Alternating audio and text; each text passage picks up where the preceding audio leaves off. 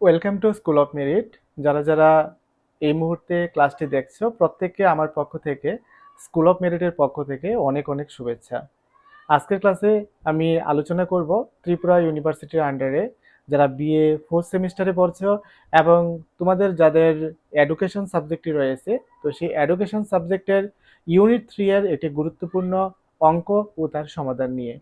তোমরা স্ক্রিনে দেখতে পাচ্ছ যে আমাদের অঙ্কটা হচ্ছে calculate the mean, median and mode for the following distribution. অর্থাৎ নিচে একটা বন্টন রয়েছে যেখানে নম্বর এবং ছাত্র সংখ্যার একটা বন্টন দেওয়া রয়েছে। যেমন এখানে সাপোজ 14 থেকে 16 এই নম্বরটা পেয়েছে 2জন স্টুডেন্ট, 17 থেকে 19 পেয়েছে 5জন স্টুডেন্ট, 20 থেকে 22 পেয়েছে 5জন স্টুডেন্ট, 23 থেকে 25 8জন, 26 থেকে 28 7জন, 29 থেকে 31 4জন এবং 32 থেকে 34 পেয়েছে 3জন। তো এখানে যে নম্বরের বিভাজনটা দেওয়া রয়েছে নম্বর এবং ছাত্র সংখ্যা, সেটাকেই সেই মিন, মিডিয়ান এবং মোড এই ক্যালকুলেশনটা আমাদের করতে হবে। অর্থাৎ এই যে তথ্যটা দেওয়া রয়েছে এই তথ্যটা থেকে, অর্থাৎ এই পরিসংখ্যা বিভাজন থেকে আমাদেরকে গড় বের করতে হবে, মধ্যমা বের করতে হবে এবং ভূমিষ্ঠক বের করতে হবে। তো এখন আমি দেখাবো ক্যালকুলেশন করে যে কিভাবে আমরা এই রকম অঙ্ক যদি পরীক্ষাতে আসে তার সমাধান আমরা করব। তো এটা সমাধান করার জন্য আমাদের প্রথমত একটা টেবিল তৈরি করে নিতে হবে এবং এই টেবিলটার মধ্যে কয়টা কলাম থাকবে এবং কয়টা র থাকবে এটা ডিপেন্ড করবে আমাদের এই অঙ্কটার উপরে। যেমন আমার এই অঙ্কটার মধ্যে স্কোর রয়েছে 1টা 2টা 3টা 4টা 5টা 6টা 7টা এবং এখানে নম্বরের জন্য একটা 8টা। তাহলে আমাদের 1 2 3 4 5 6 7 8 এরকম 8টা আমাদের র তৈরি করতে হবে এবং একটা অতিরিক্ত র রাখতে হবে, মোট 9টা র রাখতে হবে। আর কলাম রাখতে হবে কয়টা? কলাম রাখতে হবে আমাদের এই অঙ্কটার জন্য 1 2 3 4 5 6 7, অর্থাৎ এই ধরনের প্রত্যেকটা অঙ্কের জন্য আমাদের 7টা কলাম রাখতে হবে। আর র থাকবে এখানে টোটাল যতটা কলাম থাকবে 1 2 3 4 5 6 7 8, তার চেয়ে একটা বেশি, অর্থাৎ 9টা র এবং 7টা কলাম নিয়ে এই অঙ্কের সমাধান করতে হবে। তো প্রথমত আমরা এখন দেখব যে এখানে যে কলামগুলো রয়েছে এই কলামগুলোতে কি লিখতে হবে। এই কলামগুলোতে প্রথম যে কলামটা থাকবে এই কলামটাতে লিখতে হবে শ্রেণী বিভাগ, শ্রেণী বিভাগ। তারপরে যে কলামটা ওইটাতে লিখতে হবে শ্রেণী সীমানা।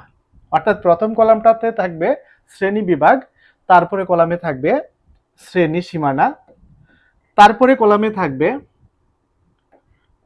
পরিসংখ্যা এবং এই পরিসংখ্যাটাকে এফ দিয়ে প্রকাশ করবে, তার জন্য ব্র্যাকেটে এফ লিখে রাখতে হবে। এরপরে যে কলামটা থাকবে সেই কলামে লিখতে হবে মধ্যমান এবং এটাকে এক্স দিয়ে প্রকাশ করতে হবে। এরপর যে কলামটা থাকবে সেই কলামে লিখতে হবে এক্স ড্যাশ ইকুয়াল টু উপরে X minus capital A divided by I. এটা একটা ফর্মুলা, এই ফর্মুলা অনুসারে এই কলামের ক্যালকুলেশনগুলো করতে হবে। এরপরে যে কলামটা এটাতে লিখতে হবে এফ এক্স ড্যাশ এবং সর্বশেষ যে কলামটা সেটাতে লিখতে হবে সিএমএফ, অর্থাৎ কিউমুলেটিভ ফ্রিকোয়েন্সি, যেটা হচ্ছে ক্রমযৌগিক পরিসংখ্যা। এইভাবে 1টা 2টা 3টা 4টা 5টা 6টা 7টা কলাম আমাদের তৈরি করতে হবে এবং মিন, মিডিয়ান, মোডের প্রত্যেকটা অঙ্কের ক্ষেত্রেই এই কলামগুলো প্রয়োজন পড়বে। এবার আমরা দেখব যে এই কলামগুলো কিভাবে পূরণ করব। যেমন এইখানে অঙ্কটাতে আমরা যে নম্বরগুলো দেখছি যে 14 থেকে 16, 17 থেকে 19 এগুলি হচ্ছে শ্রেণী বিভাগ।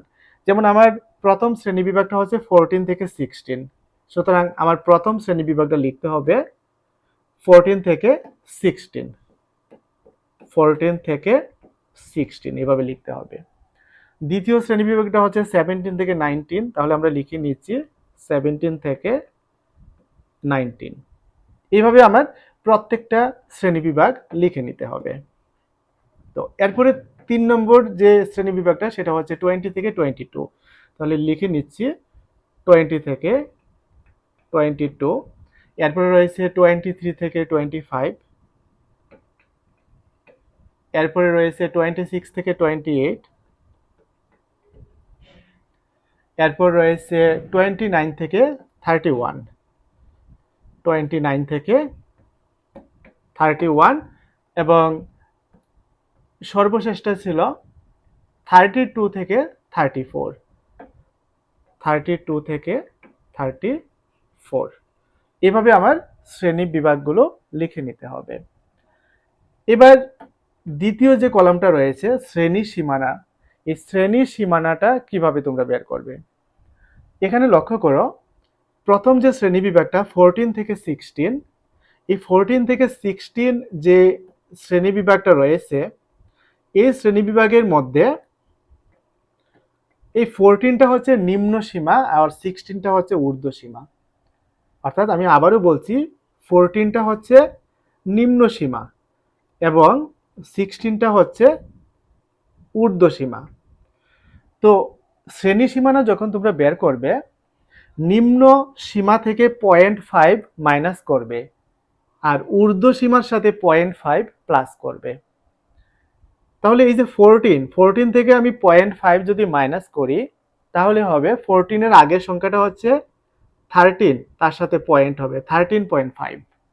অর্থাৎ 14 থেকে আমি 0.5 মাইনাস করলাম, তাহলে হলো 13.5 এবং তা থেকে 16 এর সাথে যদি 0.5 প্লাস করি সেটা হবে 16.5। অর্থাৎ আমি কি করলাম, নিম্ন সীমা থেকে 0.5 মাইনাস করলাম আর ঊর্ধ্ব সীমাটার সাথে 0.5 প্লাস করে দিলাম। একই রকম ভাবে যদি 17টা করি তাহলে হবে 16.5, আমরা যদি 0.5 মাইনাস করি, আর 19 এর সাথে 0.5 প্লাস করলে হবে 19.5। আশা করি বুঝতে পারছো। এরপর 20টা হবে 19.5 আর হবে 22.5, 0.5 মাইনাস করলাম আর 0.5 প্লাস করলাম।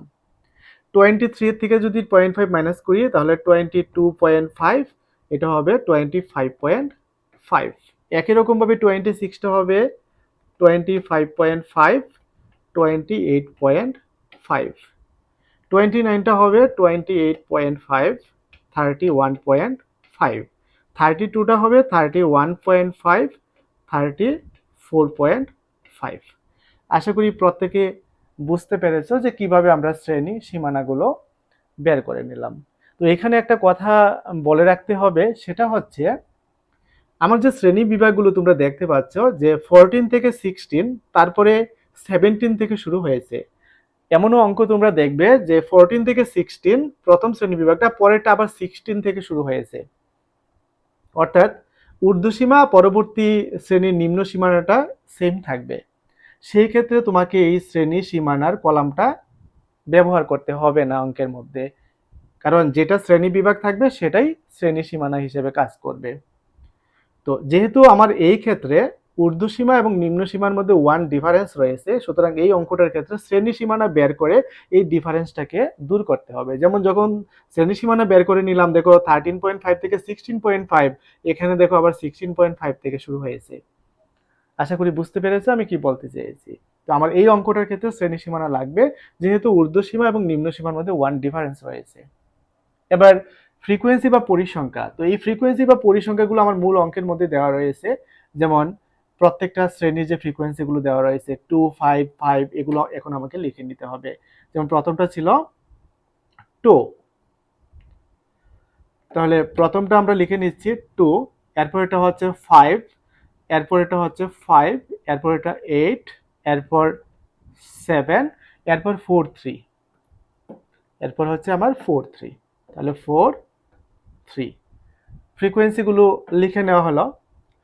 এবার মধ্যমানটা কিভাবে বের করা হবে, এটা খুব গুরুত্বপূর্ণ একটা বিষয়, মনোযোগ দিয়ে প্রত্যেকে দেখো কিভাবে আমরা মধ্যমান বের করব।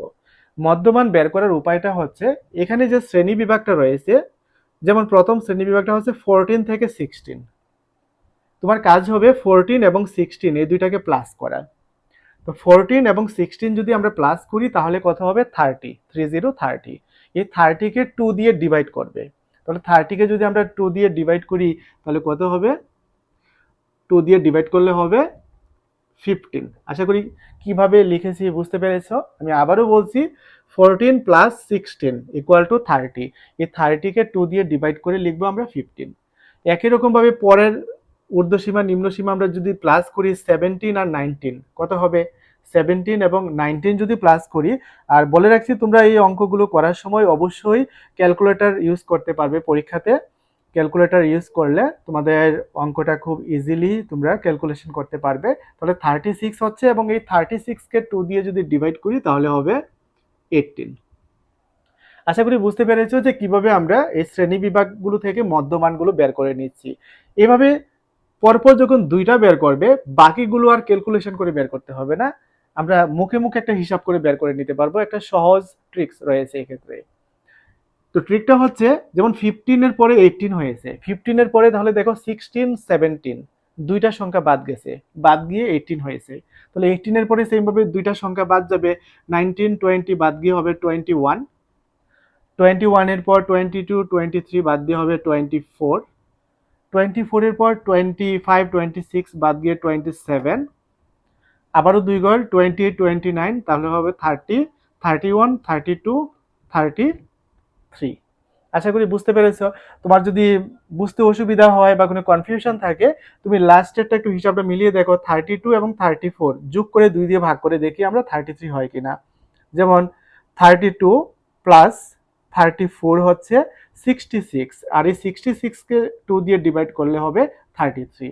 তাহলে মধ্যমান কিভাবে বের করে নিলাম তোমরা বুঝতে পেরেছো। এবার আমরা এক্স ড্যাশ বের করব, কিন্তু এক্স ড্যাশটা আমরা বের করব ওই সিএমএফটা বের করার পরে, কারণ এখানে একটা ক্যালকুলেশন রয়েছে, আর এই ক্যালকুলেশনটার জন্য এই সিএমএফ এর মানটা আগে বের করতে হবে আমাদের। তো সিএমএফ বলতে বোঝায় কিউমুলেটিভ ফ্রিকোয়েন্সি, যেটা হচ্ছে ক্রমযৌগিক পরিসংখ্যা। তো এখন তোমরা বুঝে নাও যে ক্রমযৌগিক পরিসংখ্যাটা কিভাবে বের করতে হয়। তো ক্রমযৌগিক পরিসংখ্যা অর্থাৎ পরিসংখ্যাগুলোকে ক্রমে যোগ করতে হবে, ক্রমে ক্রমে যোগ করতে হবে। যেমন প্রথম পরিসংখ্যাটা হচ্ছে 2, সুতরাং 2 এর সিএমএফ হবে 2। আশা করি বুঝতে পেরেছ। অর্থাৎ প্রথম যেটা পরিসংখ্যা থাকবে সেটাই হবে সিএমএফ এর মধ্যে প্রথম সিএমএফ। এবার পরের সিএমএফটা হবে এই 2 এর সাথে পরের ফ্রিকোয়েন্সিটা প্লাস করতে হবে, অর্থাৎ এই 2 এর সাথে আমার 5 প্লাস করতে হবে। অর্থাৎ মূল কথা হচ্ছে পরপর দুইটা ফ্রিকোয়েন্সি প্লাস করতে হবে, তাহলে 5 এবং 2 কত হবে? 7। এবার কাজ হবে আমার তিনটা ফ্রিকোয়েন্সি প্লাস করা, তাহলে প্রথম দুইটা ফ্রিকোয়েন্সির যোগফল হচ্ছে 7, তাহলে 7 এর সাথে 5 প্লাস করলেই তিনটা ফ্রিকোয়েন্সি প্লাস হবে। তো 7 এর সাথে যদি আমরা 5 প্লাস করি কত হবে? 12। এবার 12 এর সাথে আমাদের 8 প্লাস করতে হবে, 12 এর সাথে 8 প্লাস করলে হবে 20। আশা করি বুঝতে পারছো যে কিভাবে এই সিএমএফটা বের করছি। অর্থাৎ এখানের ফ্রিকোয়েন্সিগুলো একটার সাথে একটা প্লাস করতে হবে, যেমন 5 এর সাথে 2 প্লাস করে 7 লেখা হলো। এবার এই তিনটা সংখ্যা যদি আমরা প্লাস করি, 5 এ 5 এ 10, 10 এ আর 2 এ হচ্ছে 12, সেই 12টাই লিখলাম। আর সহজ উপায়টা হচ্ছে 2 এর সোজা আমি 2 লিখবো, তারপর 2 এর সাথে পরের ফ্রিকোয়েন্সি নেক্সট ফ্রিকোয়েন্সি প্লাস করব 7, 7 এর সাথে নেক্সট ফ্রিকোয়েন্সি 5, 12, 12 এর সাথে নেক্সট ফ্রিকোয়েন্সি 8, 20, 20 এর সাথে 27, 20 এর সাথে 7 প্লাস করলে 27, 27 এর সাথে 4 প্লাস করলে কত হবে? 31, 31 এর সাথে 3 যদি প্লাস করি তাহলে হবে 34। এখানে যে 34টা বের হয়েছে, এটা কিন্তু এখানের সবগুলা ফ্রিকোয়েন্সি একসাথে যে যোগ করেছি আমরা, সেই যোগফলটাই 34 বের হয়েছে। তাহলে এখানে এই ফ্রিকোয়েন্সিগুলোর টোটাল যোগফলটাকে আমরা ক্যাপিটাল এন দিয়ে প্রকাশ করব, ইকুয়াল টু লিখব 34। আশা করি বুঝতে পেরেছো যে কিভাবে আমরা এই 34 লিখে নিলাম। এবার কাজ হবে আমাদের মধ্যমা শ্রেণী খুঁজে বের করা। তো মধ্যমা শ্রেণী আমরা কিভাবে খুঁজে বের করব? মধ্যমা শ্রেণী খুঁজে বের করার জন্য এখানের যে টোটাল ফ্রিকোয়েন্সিটা 34, সে 34-কে তুমি 2 দিয়ে ভাগ করবে। 34-কে যদি আমরা 2 দিয়ে ডিভাইড করি কত হবে? 17, 17 দুগুণে 34। এই 17 সংখ্যাটা তুমি দেখবে যে এখানে সিএমএফ এর মধ্যে কোথাও আছে কিনা, ডাইরেক্টলি কোথাও আছে কিনা। যদি ডাইরেক্টলি থাকে কোনো একটা সংখ্যা, তাহলে ওই শ্রেণীটাই হবে মধ্যমা শ্রেণী। আর যদি ডাইরেক্ট না থাকে তাহলে আমরা দেখব এই 17 সংখ্যাটা এখানে কোন দুইটা সংখ্যার মাঝখানে আছে। এটা তোমরাও বুঝতে পারছো। আমি আবার বলছি, 34-কে 2 দিয়ে ডিভাইড করব, তাহলে 34-কে 2 দিয়ে ডিভাইড করলে হবে 17, 17। এবার 17 সংখ্যাটা এখানে কোথাও আছে কিনা, নেই। যদি না থাকে তাহলে কোন দুটো সংখ্যার মাঝখানে আছে? যেমন 17 সংখ্যাটা এখানে 12 এবং এখানে 20, এই দুইটা সংখ্যার মাঝখানে আছে। এই দুইটা সংখ্যার মধ্যে বড় সংখ্যা কোনটা? বড় সংখ্যাটা হচ্ছে 20। তাহলে এই 20-র এই যে শ্রেণীটা, এই শ্রেণীটাই হবে মধ্যমা শ্রেণী। এই মধ্যমা শ্রেণীটাকে এইভাবে একটা বক্স করে রাখবো, আমরা হাইলাইট করে রাখবো। এই শ্রেণীটা আমাদের কাজে লাগবে পরবর্তীতে। এবং এই শ্রেণীর সোজাসুজি যে পরিসংখ্যাটা থাকবে এটাকে লিখবে F suffix M, F M.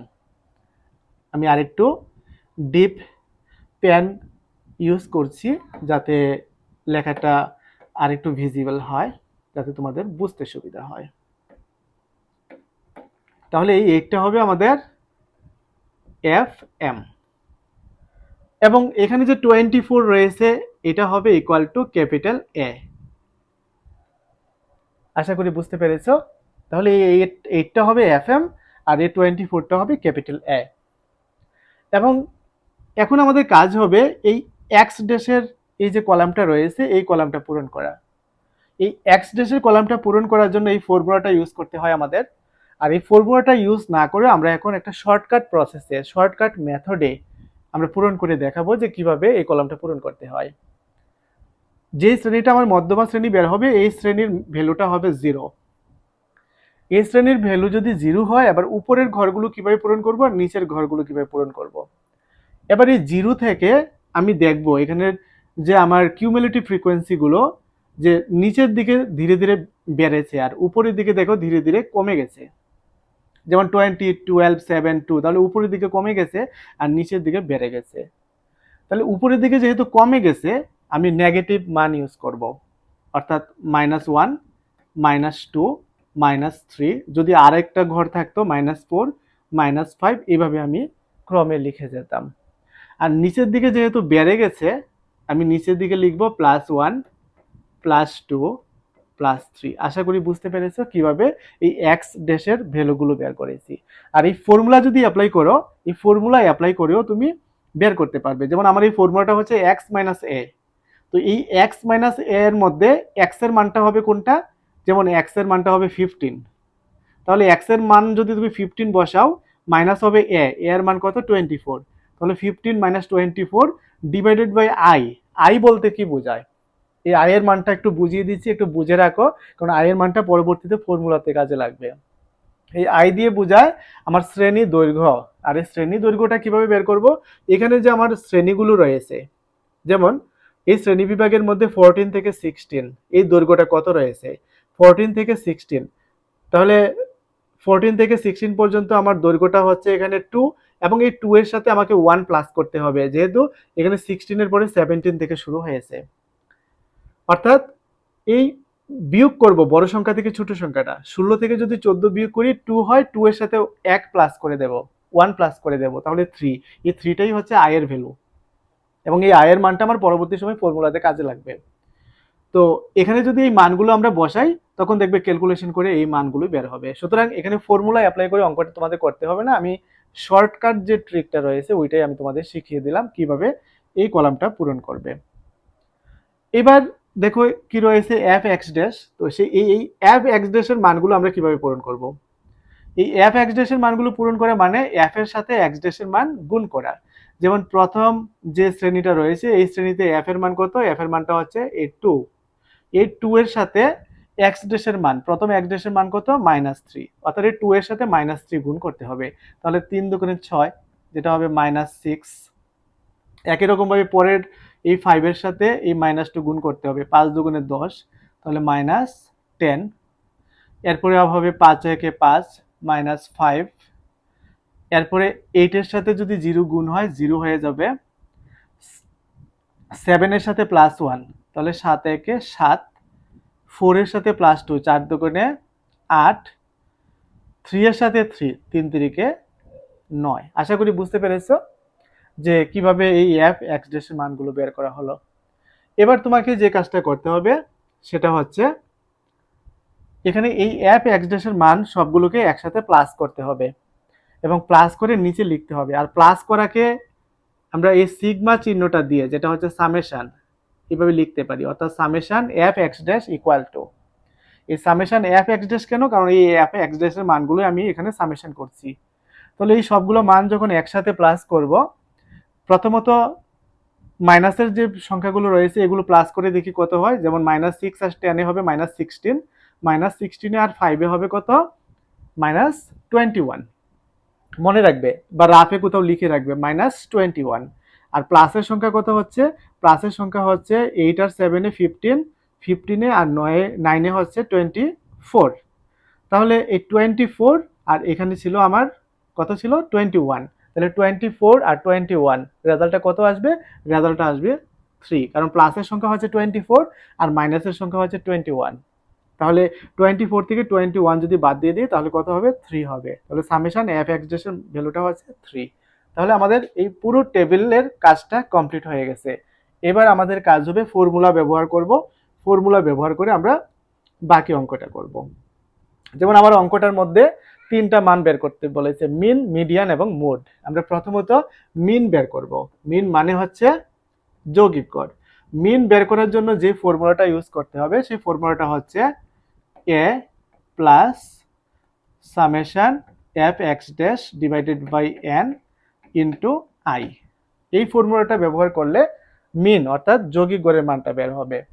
তাহলে এর ভ্যালু কত, এর ভ্যালু আমি একটু দেখিয়ে দিচ্ছি। এর ভ্যালু কত, সামেশন এফ এক্স ড্যাশ এর ভ্যালু কত, এন এর ভ্যালু কত, আর আই এর ভ্যালুটা কত। যেমন অঙ্কটার মধ্যে আমরা দেখেছিলাম এর ভ্যালু কত, এর ভ্যালু হচ্ছে 24। আগে লিখে রেখেছিলাম যেটা হবে আমার মধ্যমা শ্রেণী, এই শ্রেণীর যে মধ্যমানটা সেটাই হবে এর ভ্যালু। আর সামেশন এফ এক্স ড্যাশ এর ভ্যালুটা হচ্ছে 3 আর এন এর ভ্যালু হচ্ছে 34। আর আই এর ভ্যালুটা কত তো দেখালাম, আই এর ভ্যালুটা হচ্ছে এখানে যে শ্রেণী বিভাগ রয়েছে আমরা ঊর্ধ্ব থেকে নিম্ন বিয়োগ করব, বিয়োগ করে 1 প্লাস করব। 16 থেকে যদি 14 বিয়োগ করি 2, 2 এর সাথে 1 প্লাস করে 3, সেটা হবে আই এর ভ্যালু। আশা করি বুঝতে পেরেছো। তো এবার চলো আমরা মানগুলো বসিয়ে দিচ্ছি। তো এর মানটা ছিল আমাদের কত, 24 ছিল। আমরা তারপরে কনফিউশনের জন্য আবার দেখে নিচ্ছি, ইয়েস 24 এ ছিল এর ভ্যালুটা। তাহলে এর ভ্যালুটা আমরা লিখে নিলাম 24। এবার প্লাস করব, সামেশন এফ এক্স ড্যাশের ভ্যালু বের হয়েছে 3, এন এর ভ্যালু ছিল 34 ইন্টু আই এর ভ্যালুটা হচ্ছে 3 ইকুয়াল টু 24 প্লাস এখানে 3 এবং এখানে 3, এই দুইটা 3 একসাথে গুণ করতে হবে কারণ এই 3টাও উপরের সংখ্যা।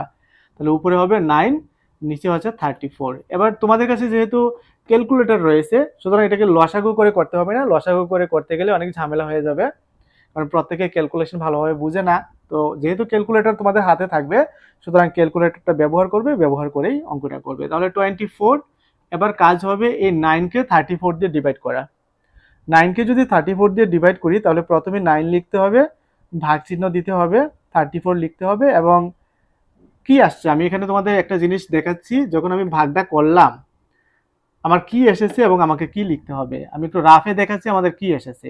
9কে যখন আমি 3/4 দিয়ে ভাগ করলাম 0.2647 ডট ডট, অর্থাৎ আরেকটু বড় একটা সংখ্যা এসেছে আমাদের।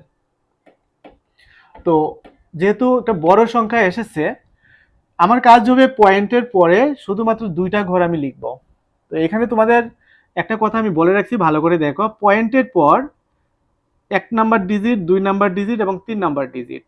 3 নাম্বার ডিজিটটা 4 রয়েছে, 4 রয়েছে মানে এটা 5 থেকে ছোট। যদি এই 3 নাম্বার ডিজিটটা 1 2 3 4 5 পর্যন্ত হয় তাহলে 2 নাম্বার ডিজিটটা যা আছে তাই থাকবে, বাকি ডিজিটগুলো আর লিখতে হবে না। আর 3 নাম্বার ডিজিটটা যদি 5 এর চেয়ে বড় হয় অর্থাৎ 6 7 8 9 হয় তখন এই 2 নাম্বার ডিজিটের সাথে 1 প্লাস করে লিখতে হবে, অর্থাৎ 6টাকে আমার লিখতে হতো 7। আশা করি কি বলতে চেয়েছে বুঝতে পেরেছো।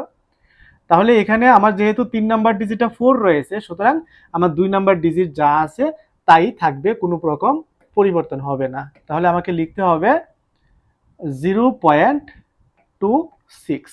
তাহলে এই 24 এর সাথে যদি এই 0.26 প্লাস করি 24.26 হবে এবং এই মানটাই হবে আমাদের মিনের মান, যেটা আমরা এখন ক্যালকুলেশন করে বের করলাম। তাহলে একটা মান আমার বের হয়ে গেল। এবার আমরা বের করব মিডিয়ান।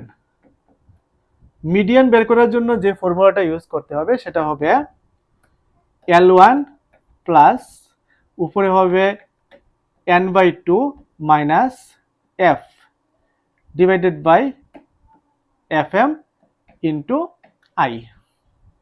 তাহলে এখানে দেখো অনেকগুলো মান আমাদের লাগছে। প্রথমত এখানে L1 এর মান লাগবে, তাহলে L1 বলতে কোনটাকে বোঝায় এটা বুঝতে হবে। n এর মান তো আমরা জানি, এখানে f এর মান এবং fm এর মান এই দুইটা তোমাদের একটু ভালো করে বুঝতে হবে, আর i এর মান তো আগে যা ছিল তাই হবে।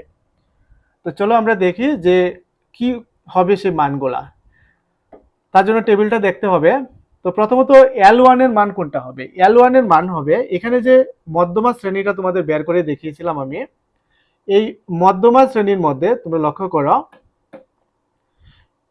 এই মধ্যমা শ্রেণীর মধ্যে নিম্ন সীমানাটা ছিল 22.5, ঊর্ধ্ব সীমানাটা হচ্ছে 25.5। এখানে যে নিম্ন সীমানাটা, এই নিম্ন সীমানাটাই হবে L1 এর মান, অর্থাৎ 22.5 সেটা হবে L1 এর মান।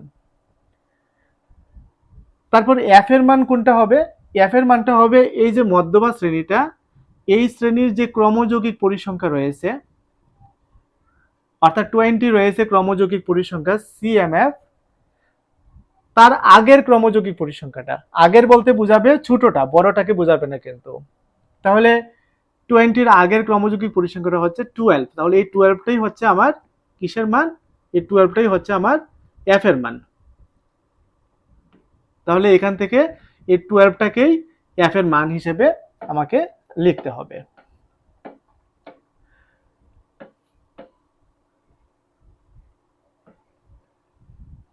তাহলে এই 12টাই হবে কার মান? এই 12টাই হবে আমাদের সেই f এর মান। f এর মান হিসেবে এই 12 মানটাকেই লিখতে হবে। আর fm এর মান তো আগেই লিখেছি 8, আর i এর মান তো তোমাদের জানাই রয়েছে। তাহলে আবারও আমি রিমাইন্ড করে দিচ্ছি, L1 এর মানটা হবে 22.5, তারপর n এর মান জানা আছে আমাদের 34, তারপর f এর মানটা হবে মধ্যমা শ্রেণীর যে ক্রমযৌগিক পরিসংখ্যা তার আগের যে ক্রমযৌগিক পরিসংখ্যা অর্থাৎ 12, আর fm এর ভ্যালুটা হবে 8। এই মানগুলো এখন আমরা বসাবো, বসিয়ে ক্যালকুলেশনটা করব। তাহলে ইকুয়াল টু L1 এর মান লিখছি 22.5 প্লাস n/2, n এর মানটা কত? n এর মানটা হচ্ছে 34 ডিভাইডেড বাই 2 মাইনাস f এর মান, f এর মানটা হচ্ছে কত? 12, আর fm এর মানটা হচ্ছে 8 ইন্টু i এর মানটা তো বের করেছিলাম 3। এবার যদি আমরা ক্যালকুলেশন করি 22.5 প্লাস n/2 অর্থাৎ 34/2, 34কে 2 দিয়ে ডিভাইড করলে কত হবে? 17 হবে, মাইনাস থাকছে কত? 12, নিচে থাকছে 8 ইন্টু থাকছে 3। এবার ইকুয়াল টু 22.5 প্লাস উপরে যদি আমরা বিয়োগ করে নেই 17 থেকে 12 বিয়োগ করি তাহলে কত হবে? 5, নিচে রয়েছে 8 ইন্টু 3। এবার কাজ হবে উপরে গুণ করা, তাহলে এই 5 এর সাথে 3 গুণ হবে, 3 5 15, নিচে রয়েছে 8। এবার 22.5 প্লাস এবার এই 15কে 8 দিয়ে ডিভাইড করে দাও ক্যালকুলেটরে, কারণ ক্যালকুলেটর তোমাদের হাতেই থাকবে। তো সেই ক্যালকুলেটর দিয়ে আমরা ভাগ করব। তাহলে প্রথমত 15 ভাগ 8, তাহলে 1.87 বের হচ্ছে, 1.87, এটা লিখে নিলাম। এবার আমাদের কাজ হবে এই দুইটাকে প্লাস করে দেওয়া। তাহলে 22.5 প্লাস 1.87 ইকুয়াল টু 24.37, এই মানটাই হচ্ছে আমাদের মিডিয়ান। এবার আরেকটা পার্ট রয়েছে আমাদের, যেটা হচ্ছে মুড বের করতে হবে। মুড যেটা হচ্ছে ভূমিষ্ঠক বা সংখ্যাগুরু মান। তাহলে মুড ইকুয়াল টু, মুডের ফর্মুলাটা হচ্ছে, এটা খুব একটা শর্টকাট প্রসেস রয়েছে, 3 ইন্টু মিডিয়ান অর্থাৎ যে মানটা আমরা বার করলাম মাইনাস 2 ইন্টু মিন, অর্থাৎ এখানে 3 ইন্টু মিডিয়ানের মানটা বসিয়ে দিতে হবে।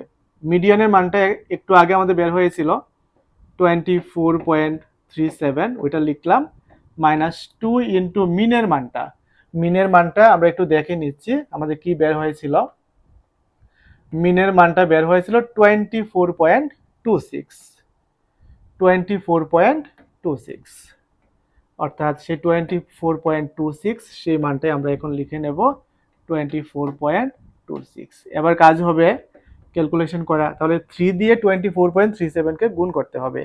24.37 ইন্টু 3 ইকুয়াল টু 73.11, মাইনাস 2 এর সাথে ইন্টু করতে হবে 24.26, 24.26 ইকুয়াল টু 48.52।